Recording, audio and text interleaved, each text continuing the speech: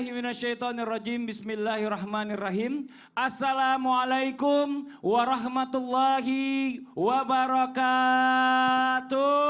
Waalaikumsalam warahmatullahi wabarakatuh. Jamaah. Yeah. Oh jamaah. Yeah.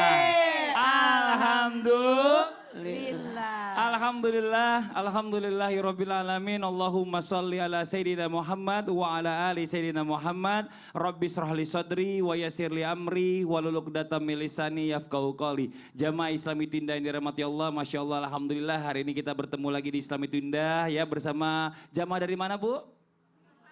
Sukabumi, Masya Allah, tepuk tangan dong buat jamaah dari Sukabumi yang sudah hadir di sini. Dan sebelum kita mendengar tausiah dari guru-guru kita hari ini, saya akan mengajak jamaah yang ada di rumah ya untuk melihat dulu berita-berita yang berikut ini. Ini yang pertama nih, ada yang viral ya, rumah ditinggal dibobol maling nih. Ada 2 motor gagal dibawa gara-gara ini. Ini dia tayangannya.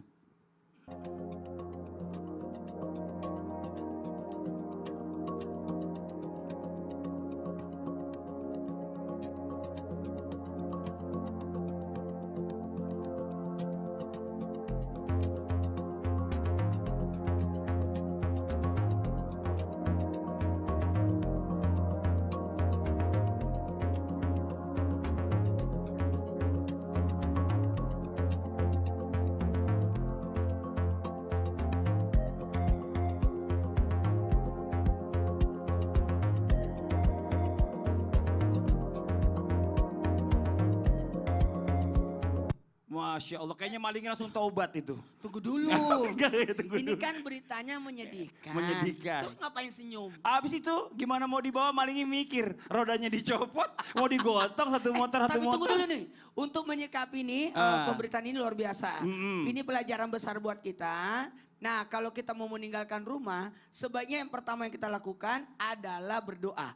Iya. Doa dan sebenarnya kan ada adab-adabnya. Salah satu adab ketika kita meninggalkan rumah atau mau pergi berpergian, salah satunya adalah menitip kepada tetangga, laporan kepada RT, RW atau security keamanan setempat. Kami mau berangkat ya tanggal sekian sampai tanggal sekian, sehingga juga jadi baik. Makanya sebaiknya salah satu antisipasi supaya tidak kecurian adalah baik sama tetangga, baik sama lingkungan. Kolonun apa sampai kolonun apa? Permisi supaya juga bisa dijagai. Masya Allah. Terima kasih banyak Ustaz Maulana. Apalagi? Tawakal. Tawakal kepada Allah. Tapi sebelum tawakal kunci pintu. Jangan dibuka pintunya, berarti nyediain dong. Nah ini ada berita yang berikutnya nih. Kalau yang berikutnya ini nggak bisa ditoleransi nih ya. Ada perbuatan keji. Suami ini bunuh dan timbun mayat istrinya di rumahnya sejak 6 tahun yang lalu. Dan kejadian ini kebetulan adanya di Makassar. Ini dia tayangannya. 6 tahun yang lalu di Makassar. Ini adalah cerita kriminal yang bikin geram. Mayat wanita berinisial J dalam kondisi tinggal tulang belulang ditemukan tertimbun di dalam rumahnya di Kandea, Kota Makassar pada Minggu 14 April 2024. Ternyata wanita itu dibunuh oleh suaminya sendiri bernama Hengki hingga ditimbun sejak 6 tahun yang lalu.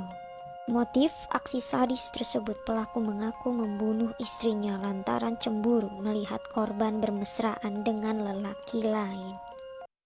Astagfirullahaladzim, innalillahi wa inna ilaihi. Apapun Itu di dekat kuburannya Umi Naura. Dekat kuburannya Umi Naura. Kandea itu sekitar di situ. Mohon izin tanpa menggurui, hanya mengingatkan kita belum tentu lebih baik daripada mereka. Betul, Apapun Ustaz. alasannya tidak ada hak kita untuk membunuh seseorang. Kenapa artikelnya bertuliskan ini? Judulnya perbuatan keji. Keji itu ada 2 kan? Keji dan mungkar. Keji itu adalah bagaimana kita menghinakan diri, merugikan diri sendiri. Yang kedua adalah mungkar, adalah sesuatu yang merugikan orang lain. Dan ini perbuatan adalah perbuatan zolim. Sangat zolim karena tidak ada hak kita untuk menghilangkan nyawa seseorang dengan alasan apapun. Tapi memang ada yang diperintahkan jadi algojo dan sebagainya, kan itu ada syaratnya. Kalau kita tidak ada hak kita, karena ini berkaitan sama siapa pemilik nyawa itu. Siapa pemilik nyawa itu? Allah. Nanti kalau akan diminta pertanggungjawabannya, kenapa kau ambil nyawanya hambaku yang aku yang punya? Makanya termasuk dosa besar. Masya Allah. Terima kasih banyak Iya. Ustadz Maulana atas komentarnya. Ya mudah-mudahan bermanfaat juga buat semuanya. Nah sekarang kita lanjut buat jamaah Islam itu yang ada di rumah ya. Dari 2 tayangan tadi ini kita melihat dan kita belajar bersama bahwa yang namanya musibah datangnya itu kita tuh nggak pernah tahu kapan waktunya dan di mana tempatnya. Tapi banyak orang yang biasanya bingung setelah mengalami musibah apa yang harus dilakukan.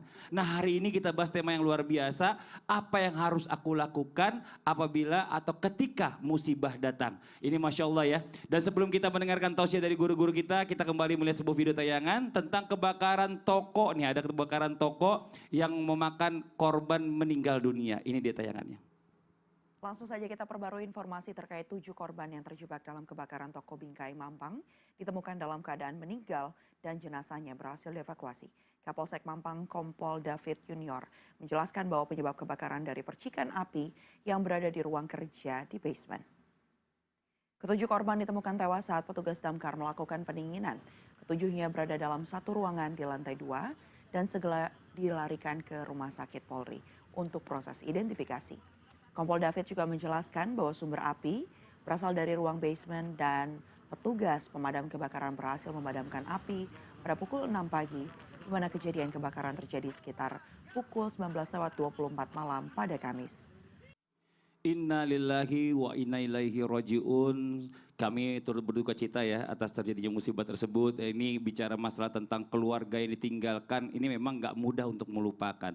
Tapi berbicara musibah ini banyak orang yang bingung. Ini kan sebenarnya musibah datangnya dari Allah. Allah ini punya rencana. Pasti rencananya Allah itu yang terbaik untuk kita. Tapi kita tuh kadang-kadang kurang paham. Nah, mohon izin Bib, boleh maju ke depan sebentar, tepuk tangan buat Habib Usman. Kalau kita menyikapi tayangan yang barusan kita saksikan sama-sama, ini bagaimana kita harus menyikapinya nih Bib. Karena memang musibah itu nggak akan terjadi kalau tanpa seizin Allah pastinya. Apalagi kalau sampai kehilangan orang yang kita sayang. Mohon izin, fadhol Bib. Mas Fadli, Ustadz Maulana, Bunda Tuti. Bismillahirrahmanirrahim. Assalamualaikum warahmatullahi wabarakatuh. Waalaikumsalam warahmatullahi wabarakatuh. Alhamdulillah. Alhamdulillahil wahidil ahad. Alladzi lam yalid wa lam yulad wa lam yakul lahu kufuwan ahad. Laisa kamitsli syai'un wa huwas samiul basir. Summa fasalli wa sallim wa barik ala sayyidina wa nabiyina maulana Muhammadin wa ala alihi wa sahbihi ajmain, amma ba'du. Segala puji bagi Allah Subhanahu wa taala yang telah memberikan kita nikmat iman, nikmat sehat wal afiah. Insyaallah penonton di rumah dan penonton di studio mendapatkan ilmu yang bermanfaat dari guru-guru kita, bisa diamalkan dalam kehidupan yang sehari-hari. Amin ya rabbal alamin. Ma asaba min musibatin illa biidznillah. Tidak ada musibah di muka bumi ini kecuali melainkan dengan izin Allah Subhanahu wa taala. Jadi musibah yang terjadi terhadap kita sebagai hambanya Allah Subhanahu wa taala semua adalah ketentuan yang ditentukan oleh Allah Subhanahu wa taala. Dan ketika kita menyikapi sebuah musibah yang terjadi pada diri kita, keluarga kita, teman kita, atau lingkungan kita, maka hal yang pertama adalah kita ingat kembali kepada Allah. Karena segala sesuatunya terjadi atas apa? Bisa jadi atas perbuatan kita, bisa jadi atas hal yang kita lakukan, dan lain sebagainya. Oleh karena itu, kita harus selalu mendekatkan diri kepada Allah Subhanahu wa taala, meminta pertolongan Allah, meminta ampunannya Allah. Dan ada juga hambanya Allah Subhanahu wa taala, ketika terjadi musibah ini diambil hikmahnya, diambil pembelajaran apa yang bisa didapatkan di dalam pembelajaran tersebut atau hikmah yang terjadi tersebut, dan bersyukur atas nikmat yang Allah taala berikan. Oleh karena itu, ketika seorang hamba bersyukur, berterima kasih, alhamdulillah ya Allah atas segala sesuatu yang terjadi, untung seperti ini. Hanya seperti ini. Hanya seperti itu. Terima kasih ya Allah. Gak jadi hal yang besar. Tidak terjadi hal yang sebuah hal yang bisa memfatalkan. Bersyukur sama Allah. Dan bentuk ingat kepada Allah adalah tentunya dengan bersyukur dan bersabar atas musibah yang terjadi. Pertama, bersyukur kepada Allah. Alhamdulillah ya Allah tidak fatal. Alhamdulillah ya Allah masih untung. Alhamdulillah ya Allah masih seperti ini. Yang kedua adalah bersabar. Ya Allah, saya bersabar atas setiap ujian yang Kau berikan dan saya berserah diri kepadamu ya Allah, ya Rahman ya Rahim. Oleh karena itu, kita sebagai hamba Allah Subhanahu wa taala selalu ingat kepada Allah dimanapun kita berada. Agar apa? Agar kita bisa mengerti dan memahami kita makhluk Allah yang suatu saat bisa diambil sama Allah. Karena Betul. bukan milik kita, tapi semua milik Allah. Masya Allah, nah inilah konsepnya ya. Jadi kita harus paham dulu, semua konsep yang dikasih sama Allah di dunia titipan sementara. Semuanya punya Allah dan suatu saat akan diambil sama Allah. Terima kasih banyak Habib atas penjelasan. Tepuk tangan sekali lagi dong buat guru kita Habib Usman. Jamaah. Nah ini kita lanjut lagi nih buat jamaah Islam itu yang ada di rumah. Nah kita mau tahu juga sebenarnya ada nggak sih yang namanya musibah hubungannya dengan dosa kita. Coba kita panggil guru kita Bunda Tuti. Bunda, Baik, Mas tepuk tangan Fadli. dong buat Bunda Tuti.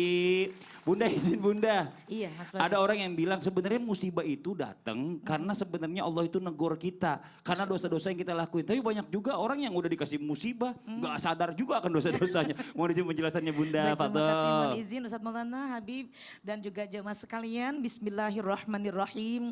Assalamualaikum warahmatullahi wabarakatuh. Waalaikumsalam warahmatullahi wabarakatuh. Jamaah, Ye. oh jamaah. Ye. Alhamdulillah. Lillah.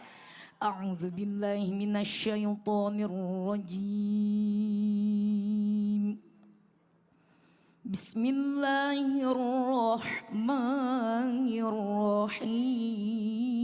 Bismillahirrahmanirrahim.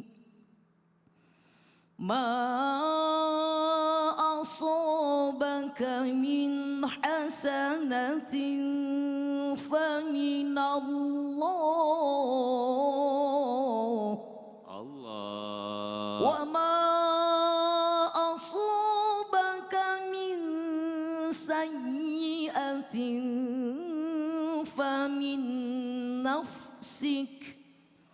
Wa arsalnaka linnasi rasula wa kafa billahi syahida. Sadaqallahul azim. Subhanallah, pagi hari ini kita sudah diberikan perenungan oleh Allah Subhanahu wa taala. Berbagai macam musibah, berbagai macam kejadian, apakah itu datangnya dari Allah sebagai teguran atau peringatan? Maka ketika kita melihat ayat ini di surah An-Nisa ayat 79 bahwa kebaikan atau nikmat apapun yang kamu peroleh itu berasal dari Allah Subhanahu wa taala. Tetapi keburukan atau bencana apapun yang menimpamu itu disebabkan oleh kesalahanmu diri sendiri. Maka Allah telah mengutus Nabi Muhammad SAW sebagai Rasul untuk seluruh manusia. Cukuplah Allah sebagai saksi. Di sini kita harus menyikapi bahwa betul ada kalanya ketika musibah datang itu dari diri sendiri. Apa yang kita lakukan, kebaikan, keburukan akan kembali kepada diri kita. Tapi ingat, segala kebaikan itu datang dari Allah. Apakah itu Allah memberikan pelajaran kepada kita untuk kita kembali kepada Allah? Benar. Barangkali kesalahan kita, barangkali kezaliman yang kita lakukan itu adalah menyebabkan efek berikutnya adalah balasan dari Allah untuk kita kembali kepada Allah.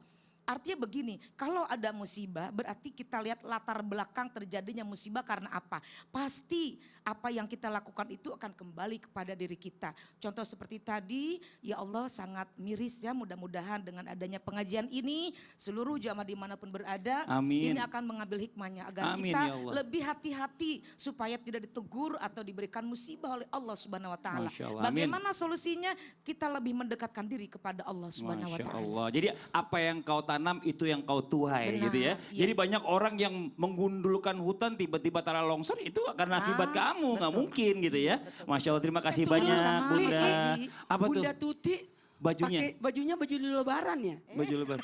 Shimmer lagi ngetrok. Kan lagi tren Lagi ngetren. Ustadz sini dulu, jangan kemana-mana nih. Sih. Kita baca dulu nih pertanyaan dari jamaah Islam itu yang ada di rumah ya. Dari Instagram dari @ganjar_jenggala76. Beda setahun sama saya. Oke, assalamualaikum Ustadz. Waalaikumsalam warahmatullahi wabarakatuh. Saya sedang terkena musibah nih. Musibah ketahuan kalau saya habis beli motor baru. Aduh, gimana saya menghadapi musibah tersebut ya Ustadz? Nah ini gimana Ustadz Maulana izin? Berani berbuat, berani bertanggung jawab. Itulah bahayanya kalau orang bohong. Jangan pernah berbohong, apalagi sama istri. Istri Ingat ahli sejarah. Oh ya Allah. Diingat terus. Benar Betul juga. tidak, Bu? Iya betul. Senang gak kalau ibu-ibu dibohongin? Makanya aja.